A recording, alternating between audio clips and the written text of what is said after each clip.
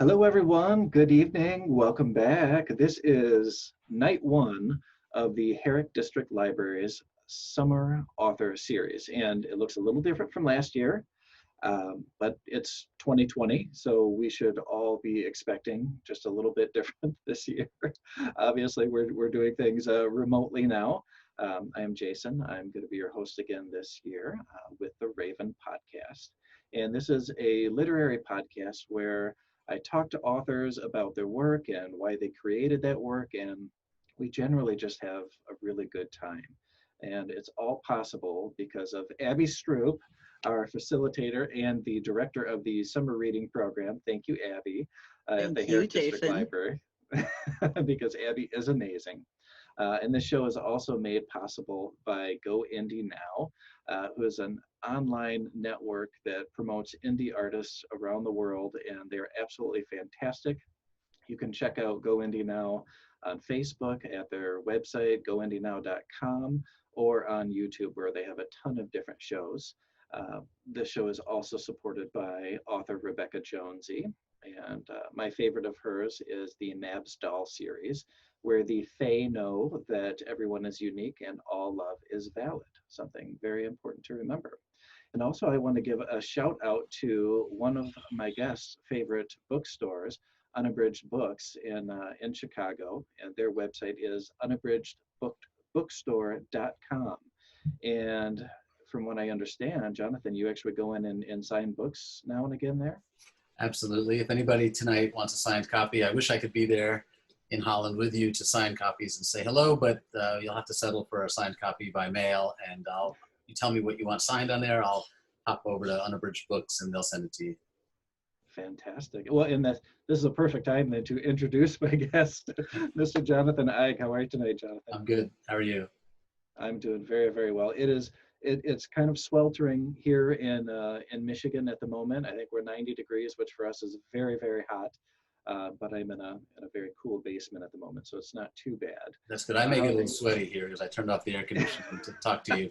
So if I start sweating, you'll know that I'm really nervous from your tough questions, and it's 90 degrees here too. Well, I like it that we kind of have the same hairstyle going on here too. So it's like we coordinated that. John, tell us a little bit about yourself, if you would, please. Well, I'm here in Chicago with my family, and I'm coming to you because I've written some books. My most recent book was a biography of Muhammad Ali. I've also written biographies of Lou Gehrig, Al Capone, Jackie Robinson. I wrote a book about the invention of the birth control pill, which is not exactly a biography, really sort of a biography of the inventors and the people who came up with the idea for the birth control pill.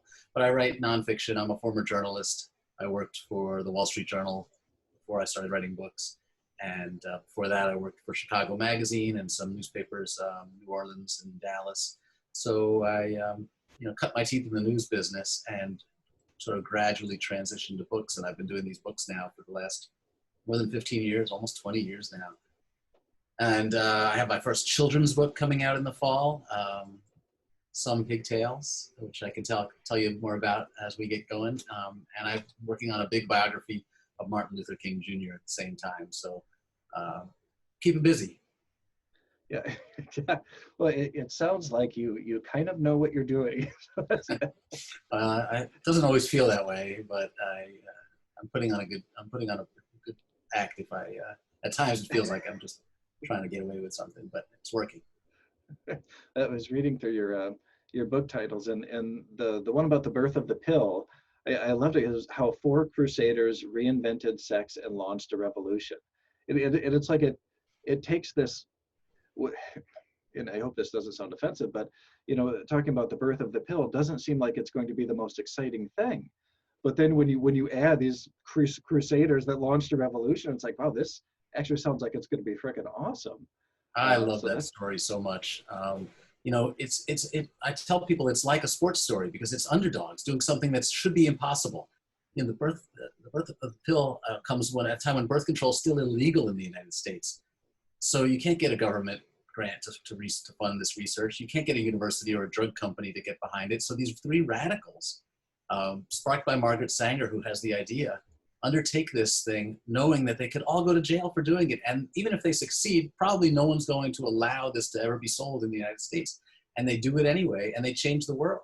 So I just fell in love with these characters, and that's what made me want to tell their story. And to me, it's as exciting as any sports story that I wrote. That's pretty cool. I like it, and that's going to be moving up towards the top of my nonfiction list. No, thanks. Because it sounds like something that you could really make a documentary about too. Like I would watch that in my binging. Yeah, and we're talking about it. There's some talk about a TV series based on it that we're trying to get going. But it definitely, the characters are really dramatic, and it's really cinematic in many ways. That's awesome. Well, and just looking at these, and this is probably a question you hear a lot, because you've got Muhammad Ali, you've got Lou Gehrig, Jackie Robinson, three major sports figures. Then you've got Al Capone on here, and the birth of the pill. So it seems like, though you have the three sports centered ones, that they really are quite varied. How do you go about choosing these? Because writing a nonfiction book, especially a biography, is not a small feat. I write fiction novels, and that's something that I might be able to crank out in a year, but some of these, I would assume, are years of research that go into them, right? Yeah, it's at least 2 or 3 years per book, sometimes more. And you've got to choose your subjects really carefully, or you're going to get really sick of these characters. And you've got to pick something that you're passionate about, something that you can find new material so that you are adding to the conversation. There have been a lot of books about Muhammad Ali, for example, but nobody had done the big biography. Nobody had looked back 50 years later on what inspired him to join the Nation of Islam and break with Malcolm X and refuse to fight in Vietnam. It had been a while since anybody had done a big look back. And so in each book, you really have to go through the process. Is there something new to say? Is it important? Will people be interested in this?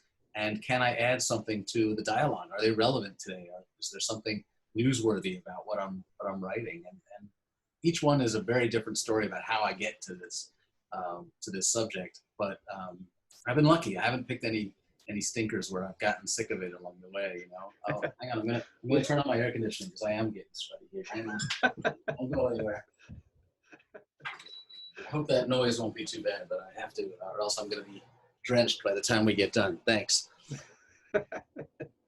Well, you actually you produced a podcast about writing Ali a life, right?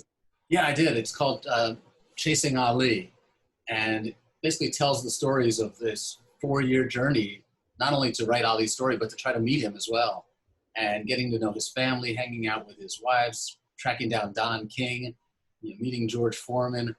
It was the most fun I ever had on a book because Ali's contemporaries were still alive. 3 out of his 4 wives were still alive.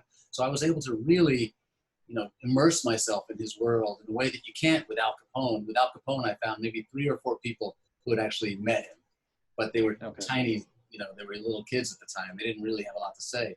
So with Ali, I was really able to dive into his universe and to get to know his people. And the stories was by far the most fun I ever had researching a book. And plus boxing is just a crazy sport. So the characters are insane. They're just so much fun.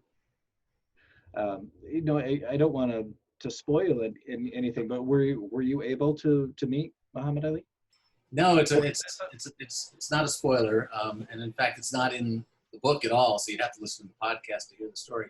So I won't take too long, but I'll give you the medium-length version of the answer to that story. I spent 3 or 4 years trying to meet him, and he was in bad health the last few years of his life. So a couple of times I went to public events where he was supposed to be, and he didn't show up because he wasn't well.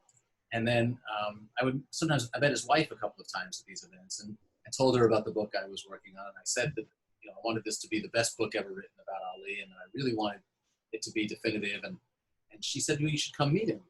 And I said, I'd love to. Can I come over right now? And, there would always be some problem. He was, like I said, he wasn't always well. But at one point, finally, she agreed to let me come for a visit. I said, no interview. I'm not going to bring a tape recorder, no cameras. I just want to tell him that I'm working on this book, and I want to meet him, and I want to look him in the eye and just shake his hand. I flew out to Phoenix. I took my daughter with me. It was 5 at the time, because Ali loved kids, and I thought it would be nice just to make it, more comfortable.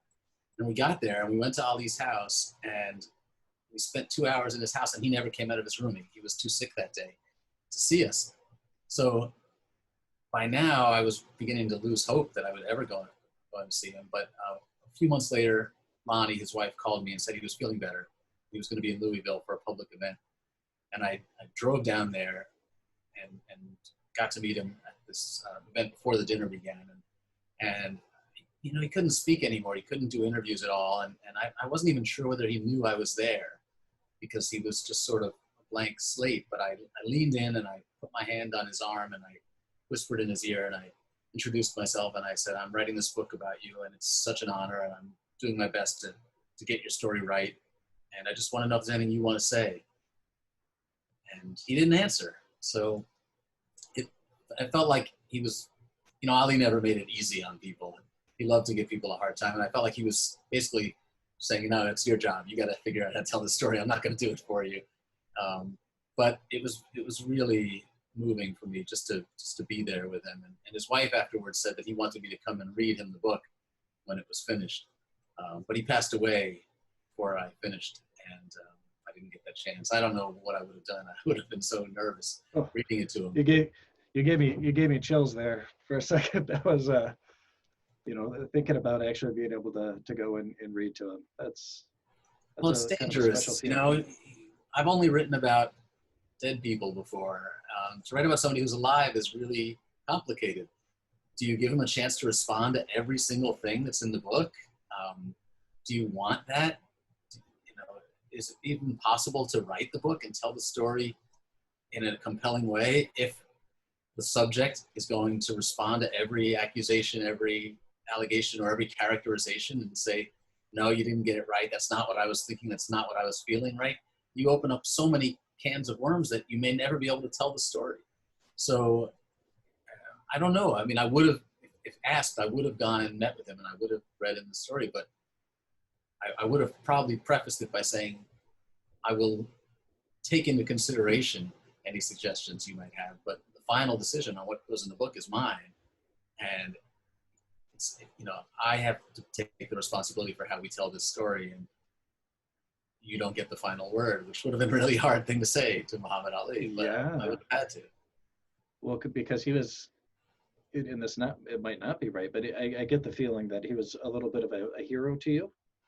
He was a hero to me. You know, I was born in '64, so by the time he made his comeback, I was old enough to know about it. And you know, these fights with Joe Frazier and George Foreman, they were the biggest sports events on earth. They were bigger than, I try to tell my kids, they were bigger than 100 Super Bowls. You know, Ali Frazier in Madison Square Garden, first fight in particular, and then the Rumble in the Jungle in 1974. These were worldwide, massive events. Everybody, everywhere knew about them, whether you liked sports, whether you liked boxing. These were the biggest spectacles.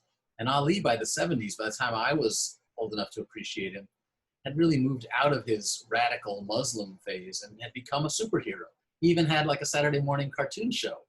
So for a little white guy like me in the suburbs, a kid, he was absolutely one of my biggest heroes. I had his poster on my wall. When you think, when it occurred to me that I might write his biography, it seemed ridiculous. Like, why should I get the chance to do that? But I did. You know, the last memory that I have of him was, it was the Olympic torch lighting, and I don't even remember the year because it was quite a long time ago now, but that's the last time I remember seeing him in public. And I'm too young to have really appreciated him, you know, as a boxer in his day. You know, of course, my stepdad was big into sports, and so I knew who he was. But I remember seeing him at that time and thinking, wow, he looks a lot different than those old videos that I've seen, you know, than those old pictures. And of course, I guess that's what time does to all of us. But you know, it definitely, it was eye-opening to, you know, see this man that, you know, my stepdad would also, he was the greatest ever. And just to see him as this older person that was, you know, clearly struggling. You know, was it difficult for you when you finally got to meet him, to see him as an older man? Yeah, it was really hard. It was painful. But that moment that you talked about it was 1996 in Atlanta, was really a pivotal one for him because when he quit boxing, he was broke. He didn't do well saving his money, and then in the 80s and even into the early 90s, he was kind of forgotten, and people don't remember this, but he had trouble getting endorsements. He didn't like the way he looked on TV.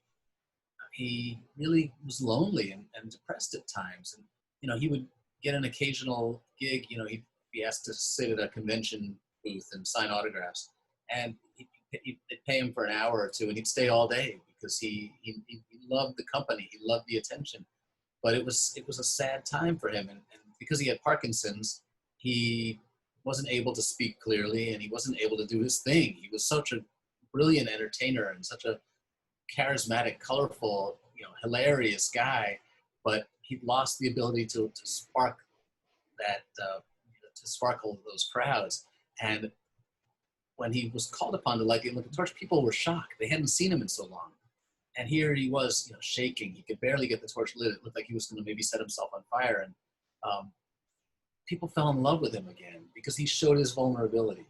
And that was so important. Ali even said the next day, people are going to love me more now because they see I'm human. Because we all get old, and we all get sick, and we all die. And if I can do it, they can do it too. And he was right.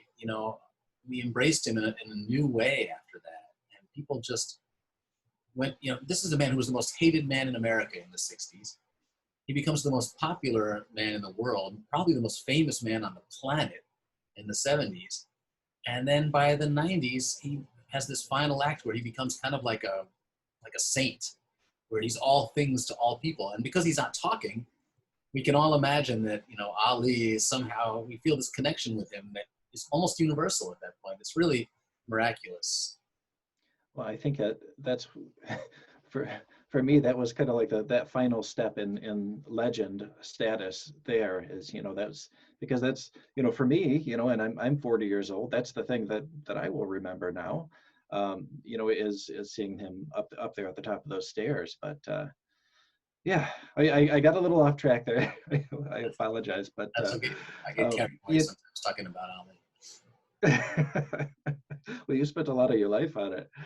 You were talking before, and it's something I want to kind of come back around to. And this is for all the authors out there that might be listening or watching, because this show, we have a lot of author friends, and you had talked about writing the book, writing Ali, and then having his input and how that can be a dangerous thing or something that could make you a little bit nervous. And I thought that was a really interesting thing that you said, because you started out as a journalist, and I was a journalist for a little while, only for very small magazines, and I didn't get any big fun stories. It was mostly store openings and things like that. But you're out there to tell the truth objectively, from what I understand. And so when you set out to write this book about someone who you said was a hero of yours, are you able to still do that objectively, take those facts, even if it's something that you don't necessarily like, and say, okay, well, this is still part of the story, it's still going in there, or is that something that's more of a struggle? That's a really great question, and it's a tricky question because biography, by definition, by nature, is a failure. Every biography is a failure. You cannot accurately tell a person's life story. Even if I were trying to tell my story, it would be full of lies. It would be full of mistaken memories. My people who know me best, my brothers, my wife, would say that I got things wrong, right? And if I were to attempt to tell my wife's story or my brother's story, I would get things wrong. It's impossible to write a completely true biography. So you have to accept the fact that you're doing something that is going to fail. And you have to try to fail as little as possible. And that's how I view it. And if I work my tail off, if I interview 600 people, if I find the people who knew Ali best and learn as much as I can about what they think happened, I will reduce the amount by which I'm failing. But I can't completely, I wasn't there. I wasn't there for everything. I wasn't in the room for every conversation. And even if I had been in the room for every conversation, I wouldn't know what the characters were thinking. So you have to somehow accept the fact that you're going to fail miserably at this task and do the best you can so that you are trying to help your reader understand, just as you're trying to understand what comes close to the truth. And I think if you're honest about that, if you're honest about your limitations, and you can convey that to the reader, I'm doing my best to give you the accurate picture. Trust me, I'm not going to lie to you. I'm not going to tell you what I don't know. I'm not going to tell you what they were thinking. And if there's conflicting evidence, if one wife says this happened and the other wife says that happened, I'm going to tell you what both of them said, and let the reader, respect the reader's intelligence, and hope that they stay with you on that journey, because that's what it is. It's a journey. You're searching for the truth in someone's life, but you're never really going to find it. You just have to. And the journey is all you get, basically. Well, I really like that idea, and I think that's something that could probably be applied to fiction as well. If you're writing a character or sharing a story with someone, to try to share it as honestly as you possibly can, knowing that it's going to be a flawed picture, and they are going to see it through the lens that is you, the author. Even if I'm taking in facts, it's gonna get spat back out with my own my own issues put into it. So I like that. You said that in the 60s. Oh, I keep going back to Ali because it is really fascinating. It really is. So guys, you're all just going to have to listen about Ali for quite a while here. You said that in the 60s he was one of the most hated men in America. Now this could be many chapters here, but could you try to maybe kind of briefly tell us why that was? Yeah, first he was mildly hated because he was considered unsportsmanlike. He predicted the rounds in which he was going to defeat his opponents, and he mocked his opponents. And white sports writers in particular didn't like that. They didn't think a black kid should be talking that way, should be showing so much arrogance. Then when he became a member of the Nation of Islam, then they really got angry, because now he was saying that integration was a waste of time. Martin Luther King was wasting his time. White people were never going to give black people a fair chance in this country. The only way forward was to escape, was to ignore white society and form our own communities, form our own economies. And we cannot trust white America to give us anything. We have to take what we need and what we want. And once he did that, he became public enemy. And look at what's happening in our world today. Yeah, Ali was right in many ways, right? I was going to say, our schools are more segregated now than they were in the 60s. And our prisons are filled, in massive disproportion by African Americans. So Ali had a point, but people didn't like that point. And that's why when he refused to box, when he refused to fight in Vietnam, he was banned from boxing and stripped of his title. Wasn't just because he was a convicted felon, because there were plenty of convicted felons in boxing. You take the convicted felons out of boxing, you got nothing left. It was because they didn't like his attitude. So, that was great. And at the time, there were no African American sports writers to stand up for Ali. There were very few. Ali was destroyed for that. I feel like, and you already kind of touched on this, but a lot of people even today don't like that attitude, don't like the attitude of we should be equal, we should be able to have what's ours. And I think that a big part of the hate that he received was because he was black, because the white people that wanted to watch boxing also felt like the black boxer should be put in his place, and that's where he should stay. And we still hear that today. Shut up and dribble. Yep. Colin Kaepernick. Yes. We still have people who are uncomfortable with African American athletes speaking out on politics, that they should just stick to their game. Shut up and dribble. And that's what Ali fought against. That's what he stood up for, was the right to use his position as a famous man to fight for what he believed in. And that shouldn't be controversial at all. That's what America's all about. It is. It's exactly what we're all about. And I think that, if you're a person that has a voice, regardless of what your views are, that you should be able to share those and help to educate people with those. And so I'm sorry, Abby. I know we said we weren't going to get too into I'm getting politics. worked up here. This We, is good. we certainly won't. But I'll tell you what. To me, human rights is not politics in any way. It's just about being a decent person. Yeah. All right. So moving on. This is kind of a personal question for me, because I don't write nonfiction. I am genuinely curious about this. First of all, do you believe there is a writing muse of any kind? Something like that. Something that gives you inspiration. Yeah, I can show you what it is. It's the notebook. Uh-oh.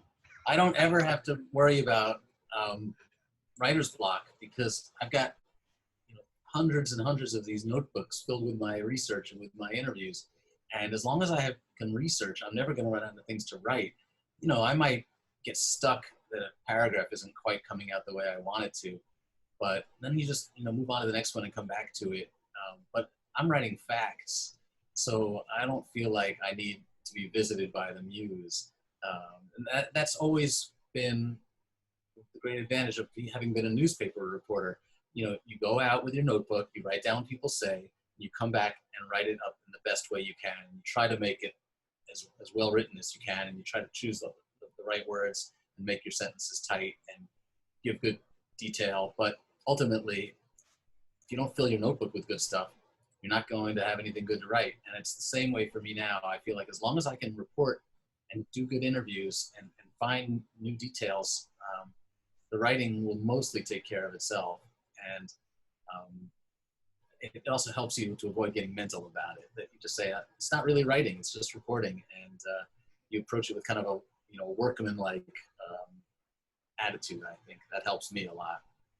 Okay, all right. Sorry, fiction authors, it's not going to work for you. It's a little different. I've taken some stabs at fiction, and I have a children's book coming out in the fall with just fiction, and I do get to make stuff up, and it's tell us about fun. Tell us about it.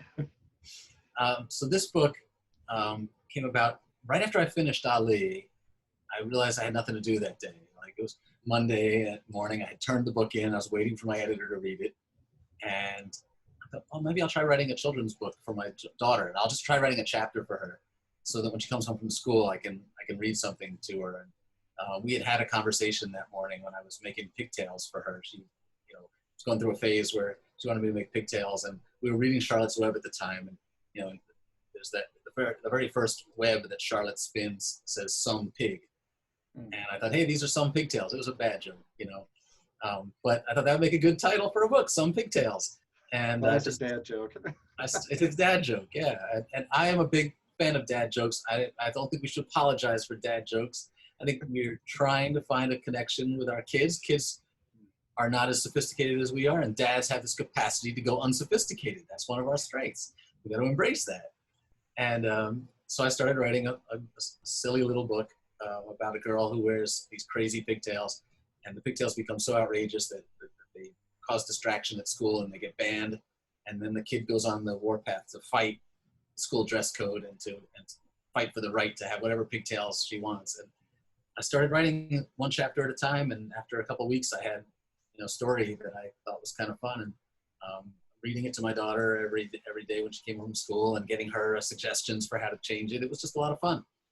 So now I've written 3 of them, and all with the same character. And it's a really nice breath of fresh air from all the research.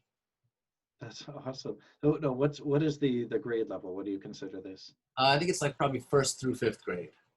Okay, very cool. No, that's exciting. It sounds like something that my niece would actually get into. That's fun. Oh, good.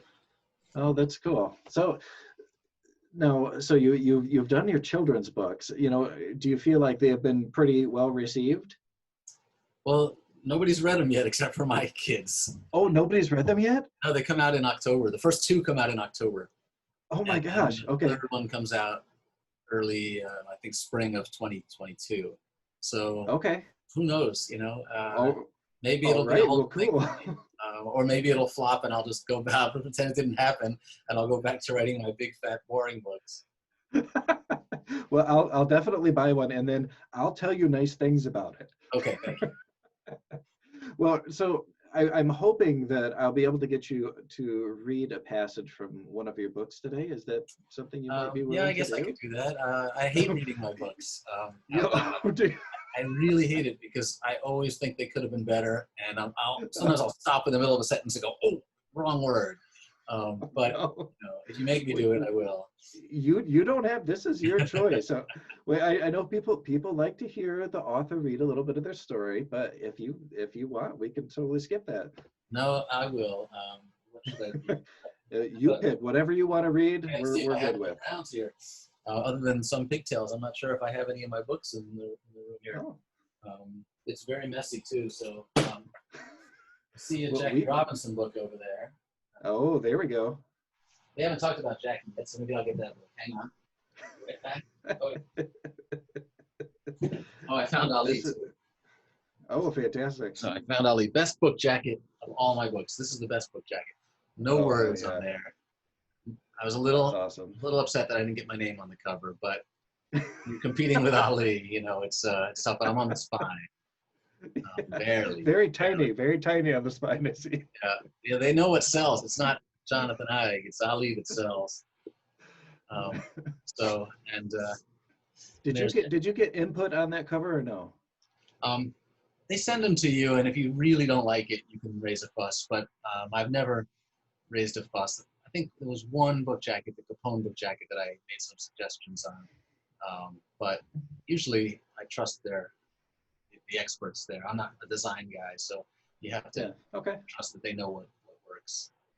Okay, I'm just curious. I talk to so many indie and small press authors that, and usually kind of the design is an integral part of it, and they're usually working with the designer. So it's fun every now and again to see how the bigger publishing houses do it. So I just saw somebody posted this this paragraph on Twitter the other day, and I said, "Oh, that's pretty good. I'm glad I wrote that." So I didn't hate it. So I'll read this paragraph. It's the first paragraph of the last chapter of the book. And the chapter is called The Long Black Cadillac. Ali had no one left to fight. For most of his adult life, he'd been at war, with his opponents in the ring, with reporters who tried to tell him how to behave, with American political and economic systems that relegated Black Americans to the lowest social and economic stratum. Among boxers, Jack Johnson had taken the first good shot at American notions of white superiority. Joe Louis had followed, striking blows for integration and acceptance. And Muhammad Ali, during a period of national turmoil, had jabbed and danced and lashed out, unworried about angering the white man, insisting America's glory had been built by the thrashing of Black backs, the destruction of Black families, and the smothering of Black voices, and that Black Americans would never truly be free until they whooped the whole rotten system. So, wow, seems fitting for today's news. Yeah. Yeah, just let that one sink in. Holy smokes. Oh. Yeah, I think somebody said to me, "Well, Ali wasn't really an anti-racist. He was racist because he opposed integration." And I argued with that. I said, "No, Ali was the ultimate anti-racist. He was calling out racism and fighting it on his own terms, and he didn't necessarily think integration was the way to fight it. But the whole reason he lived, everything he did, was about proving that Black people were as good as white people. In some cases, he thought they were better, but he was absolutely trying to fight the system that has created second-class citizenship. That was his whole fight, really. That and beating Joe Frazier." Yeah. Do you feel like, and I know he's passed now, but do you feel like he would have been proud of this book? Do you think he would have approved? I don't know what he would have thought of the book. That's a hard one. His family didn't really like it, so I don't know. Oh no! Oh no! I lost a few friends along the way. I had a lot of people who I really got to know and love while working on this book, and then they read it and didn't really want to speak to me anymore. And that's one of the problems in this job.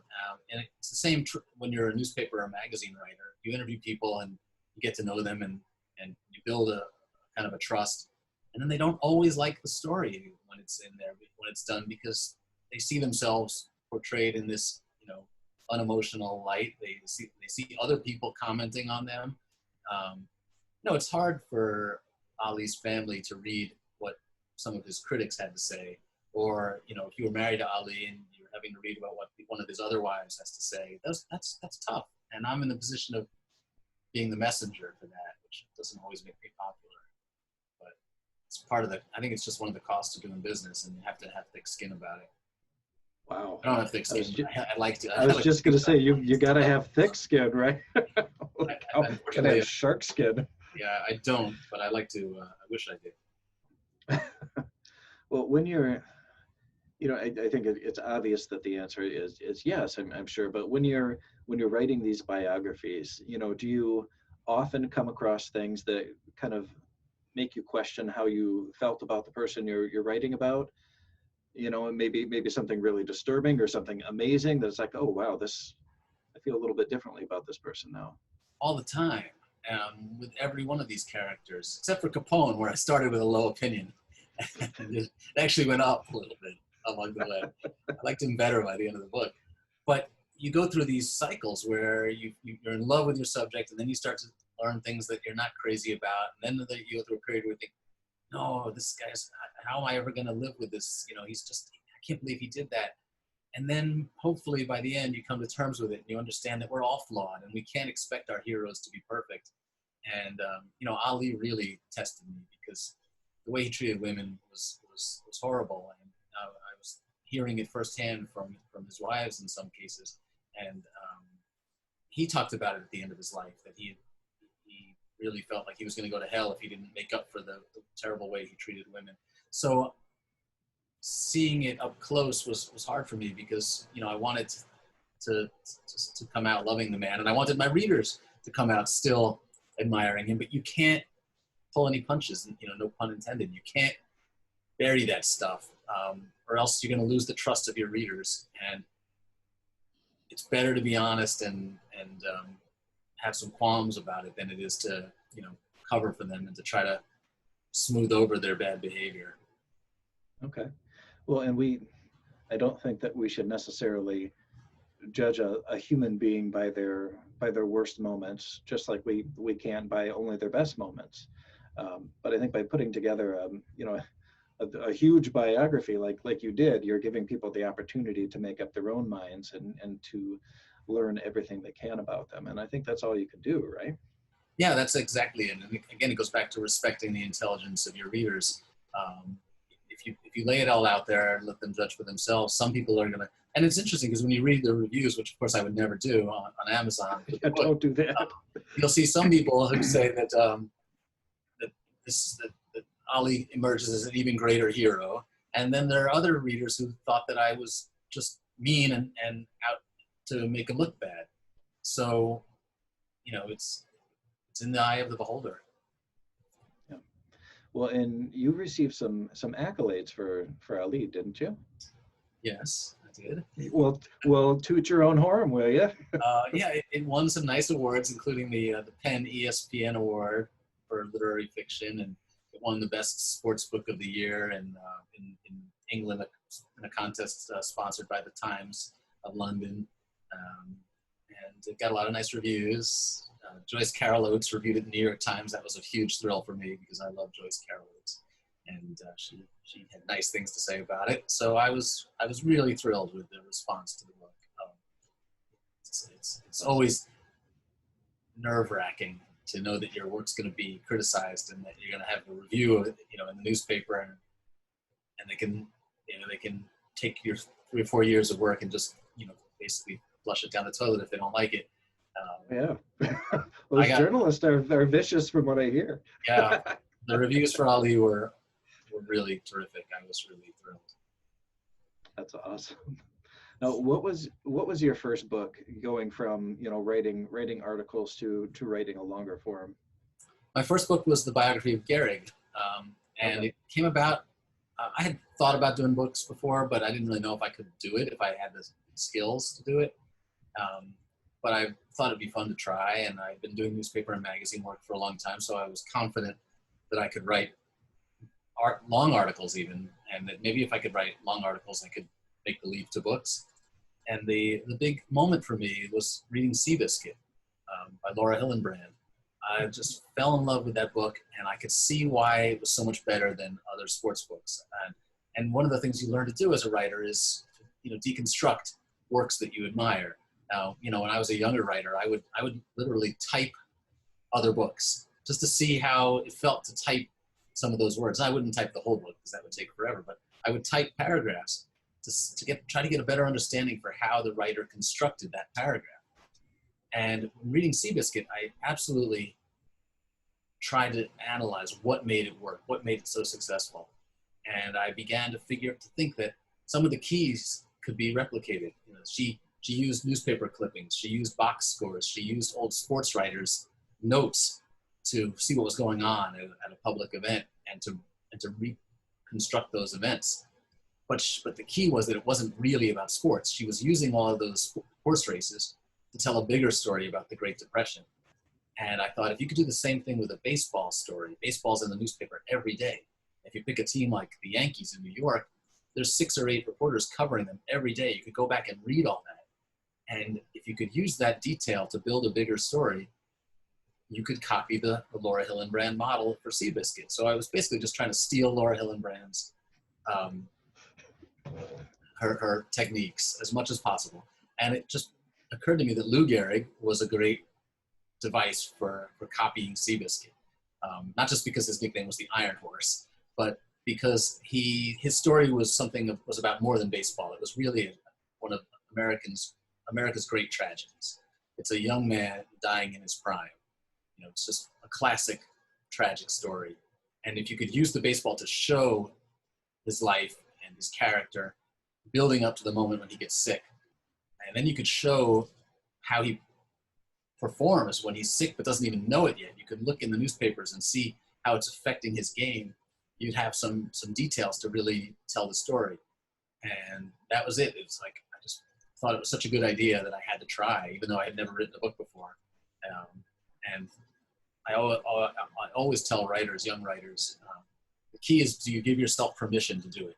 Because I didn't need permission from anybody. I didn't need permission from Gehrig's family or from the Yankees. I just needed to say to myself, you can do it. Give it a try. And thank goodness I did, because it was the best decision I ever made, at least in my professional life. It's all right. Well, you clear your voice. I'm going to jump in here real quick. Go ahead.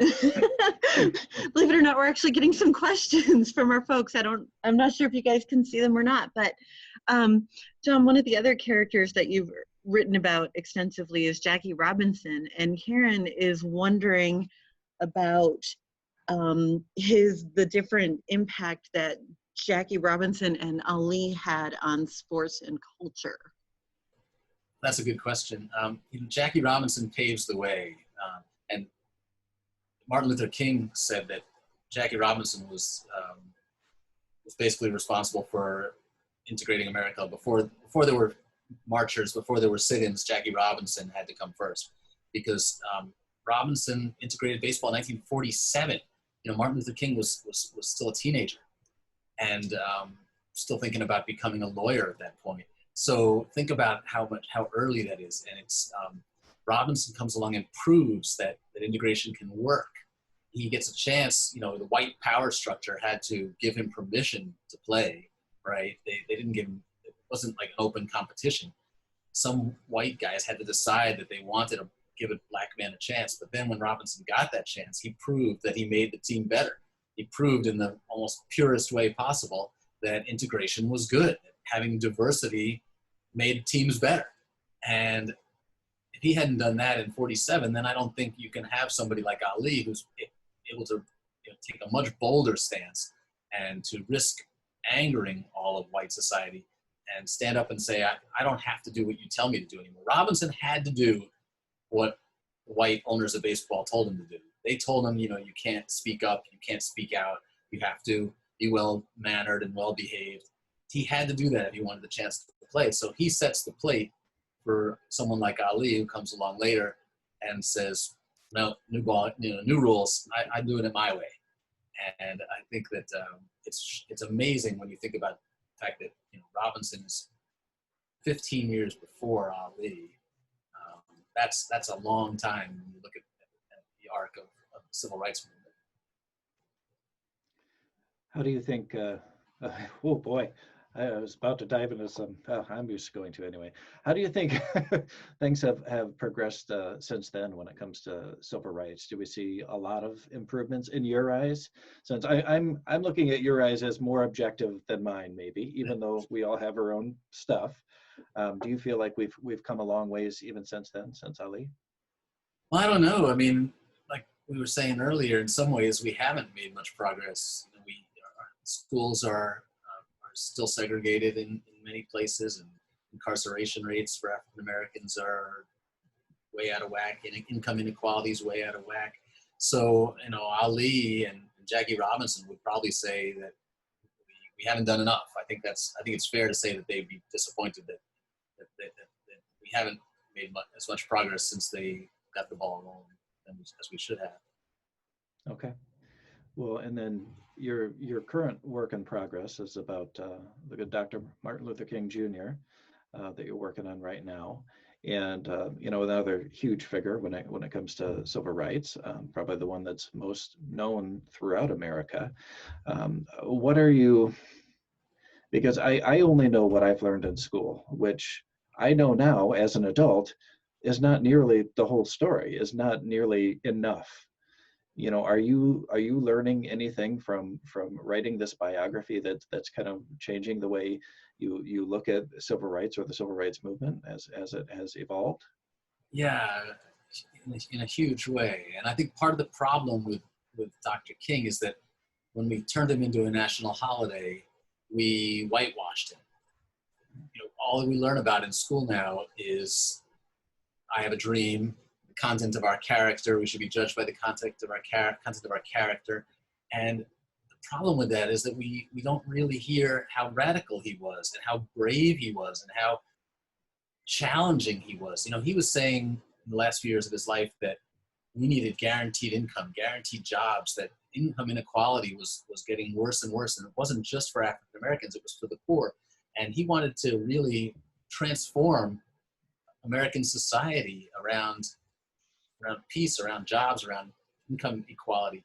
And he was so radical, and we've neutered him in that way. And I think part of the reason for this, that I want to write this book, is to remind people of what he was really about, and to remind people that he was human. You know, part of the problem that comes with turning these figures into icons is that we lose sight of who they really were and how they felt and what that struggle was really like for them. You know, he was a human being, and he had a lot of difficulty. He was depressed at times because he felt like it wasn't working, that American society wasn't listening, wasn't buying into his message, and that he was being isolated and relegated to the sidelines. And you need to see the whole life. You need to feel the man's joys and pains if you're going to really understand what he did. So it's a big, scary project, because it's one of the, I think, maybe the greatest American story of them all. To me, he's the greatest hero this country ever produced. And it's scary to try to tell that story, but I'm going to try it anyway. It was scary. All these books are scary when you start them, and then by the end, it's still scary, but at least it's when you're thinking to yourself, yeah, maybe I should write a book, and then just pick the greatest figure you could possibly choose.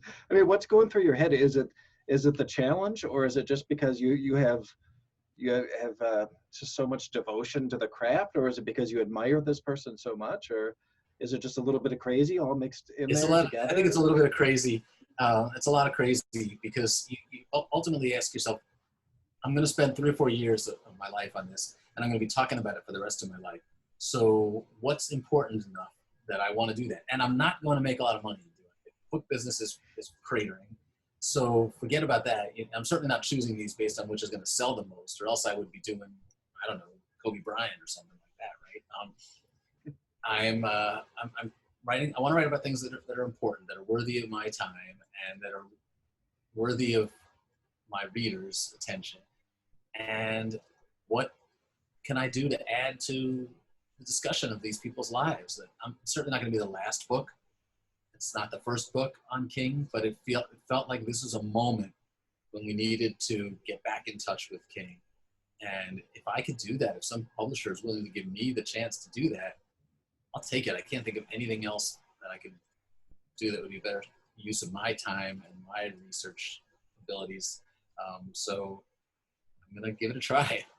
It's the same as I felt about Ali. Like, am I really going to get away with this? Are they really going to let me write this? Because this is exciting, but it's also really scary. Do you remember at the start, before we went on air, and I told you that I wasn't going to ask you any hard questions, but I've got a question for you. I'm so curious, and maybe it's an easy one for you. If you were going to write a biography about right now, about this decade, about maybe 2020, who was it, do you think? Who is it that you would choose to write about? Who do you think is that one central figure that you'd like to tell their story? Oh man, I wouldn't want to tell the story, but I think they will be writing books about Trump for generations and generations to come, because he in many ways is the synthesis of everything that's happened in this country since the death of Martin Luther King, since the divisive era of politics that we began, and maybe it began, I would say probably in the 70s or 80s, when you see the earliest signs of it, when we began dividing culturally over issues like, abortion, and those things became politicized. It all climaxes with Trump, and I have to think that this is going to be a turning point for better or for worse. But I wouldn't. You couldn't pay me $1 million to write that book right now. I need to get that out of my head in the worst possible way. Well, he is not going to be the hero in those books. Well, some people might be. But I will say this. I was having this discussion with my daughter the other day.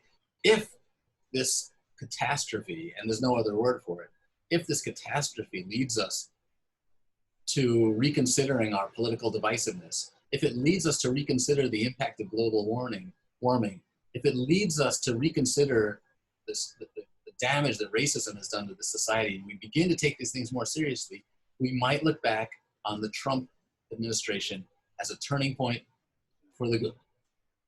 I'm gonna try to stay optimistic about it. You're not wrong. You're not wrong, but at the same time, for those that are living through it, it's like, really, do we have to do this? I mean, I know. So I'm praying that a hero emerges, that good things are going to come from this, that we're going to realize that we all have value, and really that's what it's all about.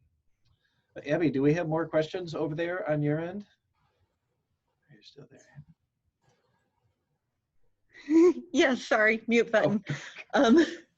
Heather would like to know which was your favorite book to write and why? Okay. Lou Gehrig is my favorite subject in many ways, because I just fell in love with the man, and I'm still in love with him, and I have this massive crush, and I just think he's the sweetest, kindest person, and I hope I'm right about that. In Gary's case, I was really nervous that I didn't know him well enough to write this book, because he was so shy. He didn't do a lot of interviews. He never wrote a memoir. Babe Ruth, his teammate, would write a memoir every season because he needed the money. Gehrig just never did. And I was really nervous that I didn't know him well enough to put him between the covers of a book. And then I found 200 letters that he wrote, 200 pages of letters that he wrote as he was dying.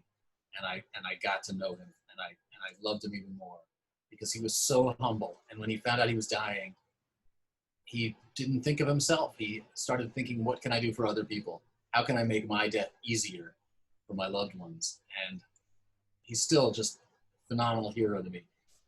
The Ali book was more fun to work on, because I had all of these people around who I could interview, who knew him, and I could hang out with.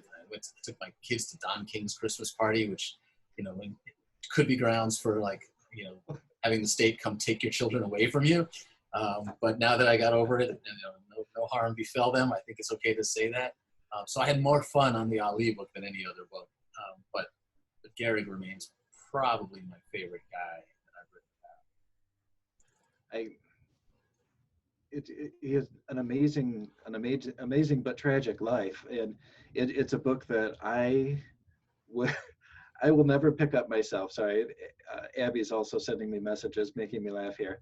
I won't pick it up myself because my own grandfather actually died of ALS, Oh, and even now, when I see movies where a character has ALS, I think it's too close to me still. You know, I think that there has to be more distance before I can go to that place, because it's just it's not a great way to go. yeah, It no, it's the really isn't. worst. It's a terrible way to go, It's and I will say the book will make you cry. Yeah. It will. Well, if it doesn't, then you probably don't have a whole lot of a heart going on. But yeah, you know, it's a devastating disease, and you know, and people definitely need to learn about it. But that's one of those where I started watching. It was the movie about Stephen Hawking, who had Eddie Redmayne did a phenomenal job, and I unfortunately started watching it. It was only about a year after my grandfather passed, and I turned it off after about halfway. I was like, you know what, I can't do this yet. You know, it's still right there, and and those things are hard. You know, when you're writing or reading about, you know, real tragedy, real heartache. Um, Yeah, but and we you live are with these characters. You know, as I was writing those chapters, I felt like I was living through it with Gehrig in a way, and it was heartbreaking. It's you know, you write these stories and you know how they end, yeah. but you get so caught up in the lives of these people, and you know, feel like you share something in the soul, because you're whether they want you to or not, whether they trust you or not, you're carrying their story forward for another generation of readers, and that's an awesome responsibility. If you don't feel some pain as they get old and die, then you're not doing it right, probably. I like that. I like that idea. Well, we're getting to the end of our time here. I feel like this is a good time for maybe to plug some books or talk about something you got coming up, maybe a release that's happening in October, or I don't know, Yeah, whatever again, you want to say. I have the kids book coming out in October, and two kids books coming out in October, actually. First two books in the series. And the King book, oh, I also have a documentary that I'm working with Ken Burns on. It's his documentary. I'm just one little helper. But I'm really excited about it. Wait, what? Yeah, Yeah, Ken Burns is doing a Muhammad Ali documentary. And I'm one of the producers and consultants on it. And I've seen the first cut. It's so good. It'll be out, I think, the fall of 21. And you guys are going to love it. And it's 4 parts, 8 hours of Ali. And it's spectacular. And the MLK book, I hope, will be out in 2022.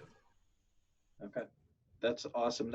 Now the documentary, is that going to be like a Netflix original kind of thing that he's going to release it as? Do you know, or It'll be on PBS, so everybody PBS. can see it Oh, on regular, sweet. old-fashioned television.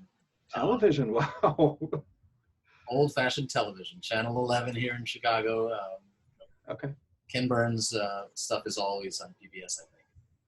Okay. I love it. And your books are available in all major bookstores, I would assume. Do you have a website as well? Yep, JonathanEig.com. And like I said earlier, if you want signed copies, just send a note to the folks at Unabridged Books in Chicago, and we'll be happy to send signed copies to anybody who wants one. Okay, awesome. I'm definitely going to be going over there, and that's unabridgedbookstore.com in Chicago. Should be able to get it set up pretty easy. Well, this has been a great chat. I've learned a lot, and I really had a good time talking with you, John. Thanks for coming on and doing with us. So awesome. Do we have any more questions before? One of these yes. Next time. Well, maybe this fall. I actually do have one more question, and this one. Oh, I lost you. You hit the mute button. Uh-oh. Can you hear me? Yeah, I can hear you. Okay. This one's going to be a doozy. I'm looking forward to hearing how you respond to this one. Bradley would like to know, John, how you would respond to someone who criticized your ability to write about Martin Luther King due to your race. Oh, wow. Oh, so we're going out on a softball question. Good now. Good I know, push. right? Boom. Sorry, I nailed Thanks, you with Bradley. that one Thank at you. the end there. In the high heat on that one. No, it's a really important question, and we could go an hour or more talking about it. I think anybody should write about anything, and the challenge is, can you write about it responsibly? Can you write about it with an open mind? Can you do your best to educate yourself, to take in perspectives that are not your own? But I would never want anybody to feel like they were limited in the story they could tell because of where they were born or how they were raised or what ethnic group they come from. I think everybody should be able to write what they want, and then the job is, can you do it well, and can you do it fairly? And I'm doing everything I can within my powers to do this right, to have consulting support from people who have different backgrounds so that I'm getting a diversity of opinions, and to just learn as much as I can so that I do the best job I can. And like I said, I'm not the first one to write about King. I'm not the last. And I think everybody should have a chance to write about him, and we should have as many books about him as possible by authors of as many different backgrounds. Does that satisfy you, Abby? Well, it satisfies me. I hope that it satisfies Bradley as well. I was thinking of asking something similar, but I was like, that could be an entire show talking about that. And I think that there have been a lot of shows talking just about that, authors that are writing outside of their race or their gender, and how to be responsible and truthful and authentic while not being disrespectful. So there are a lot of resources out there for authors or readers that are interested in that subject. But yeah, we would be here all night talking about that, I think. But I think it's probably about time for us to sign off. I want to thank again the Go Indie Now Network for supporting the show, Rebecca Jonesy for her support, the Herrick District Library, who's making this whole thing happen, even if we're not there in the gorgeous Hazel B. Hayes Auditorium. We're here on their Zoom platform. So thank you so much, Herrick District Library, and the lovely and talented Abby Stroop. Thank you, Abby. Take a bow. Yes. I'm bowing. You can't see me, but I'm doing it. You're bowing. And then Mr. Jonathan Eig, thank you so much for coming on tonight. And thanks for having me. It's really wonderful, and it's great that the library does these events. I only wish that I could have joined you in person, but I'll try to get back there soon when we open up.